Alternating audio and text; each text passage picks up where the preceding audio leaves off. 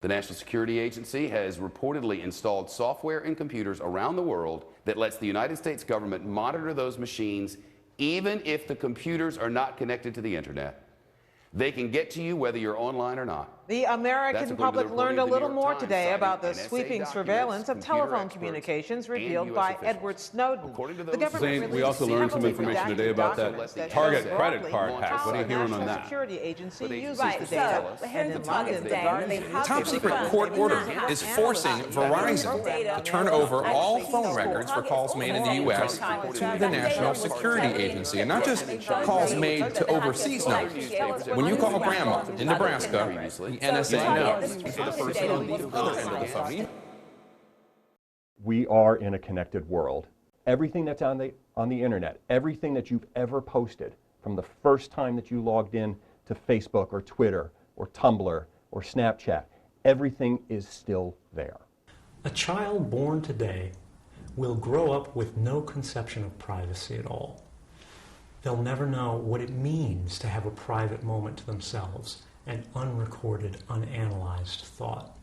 And that's a problem, because privacy matters.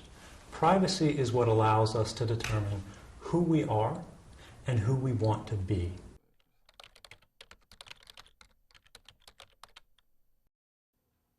I mean, I'm not saying anything that could be that bad on the web, so I have nothing to hide. For people that could, it could be a lot more concerning for them.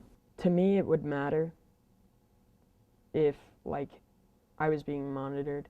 I don't think I would use it. I get why they're doing it. It's to protect the people.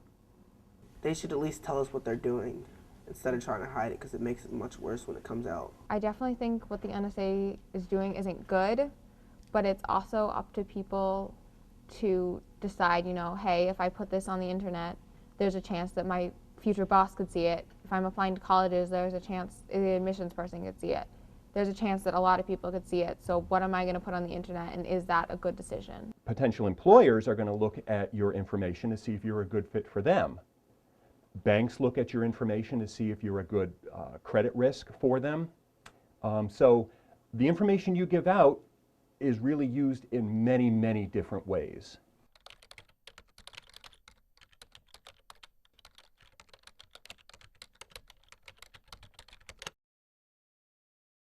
The NSA, which is supposed to only track foreign intelligence, does admit that it violated the rules and broke some of the privacy rules protecting Americans thousands of times. This comes just 1 week after the president promised new safeguards and ways to make these surveillance programs more transparent. I want to make clear, once again, that America is not interested in spying on ordinary people. Nobody is listening to your telephone calls. It turns out they're totally listening to your telephone calls. We now know that while the NSA collected phone records and emails as part of their surveillance program, they also mistakenly intercepted the messages of innocent Americans, including telephone calls made over satellite lines from the Middle East from our soldiers.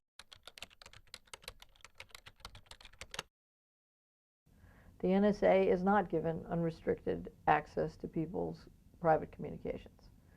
To my knowledge, let's just take the example of telephone metadata. Much debated.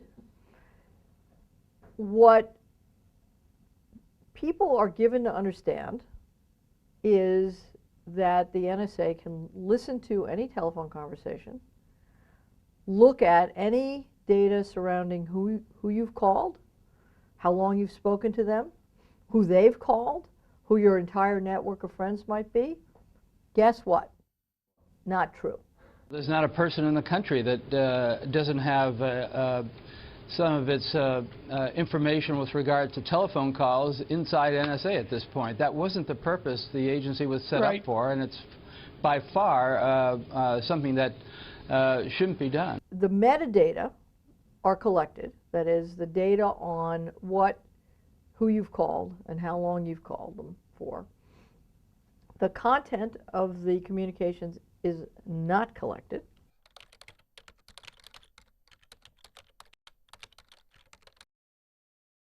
What's your business is your business, and that's something that it completely has to do with you, no one else. We all have to have our privacy and Like we have to make sure that nobody watches us. Definitely people's lives are becoming more publicized, and you know, you talk to people, actually talking to my grandmother, and she's like, all this stuff you have now, like I would have never known, you know, what my friends were doing at certain moments because we just didn't keep in touch like that. It seems like kind of a natural human right to have things be private to yourself, but at the same time, it's their government and they're controlling what goes on in their country, and they also kind of have the right to that. No, I think it's a good thing. I think it's necessary.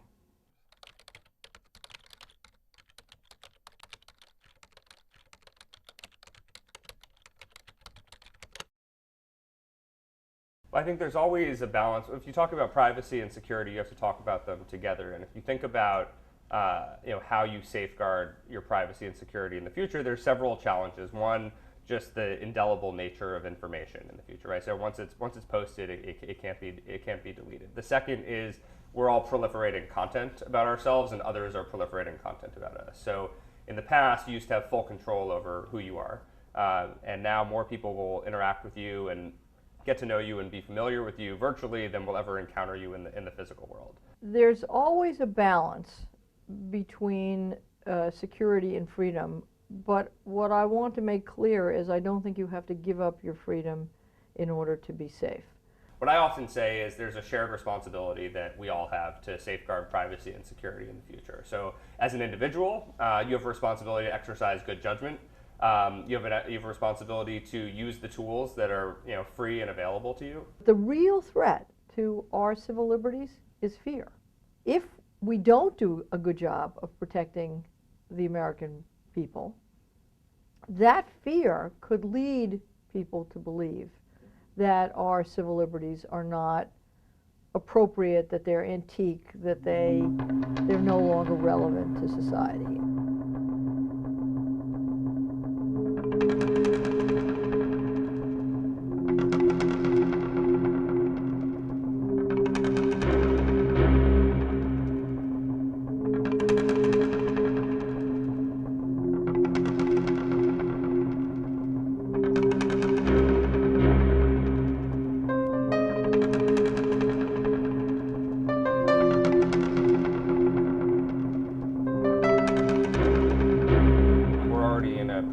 State of cyber warfare around the world, right? So, you know, countries are allies in the physical world or adversaries online. You see that with the U.S. and China.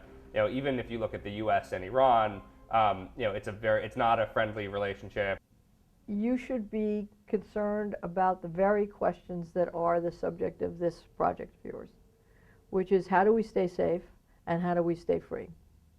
And because of your generation's facility with technology, because of your reliance on it and your understanding of it and your ability to change it to your own needs, you are best able actually to think about how to protect us as a country and also how to protect our liberty. And I would just encourage you to keep doing that.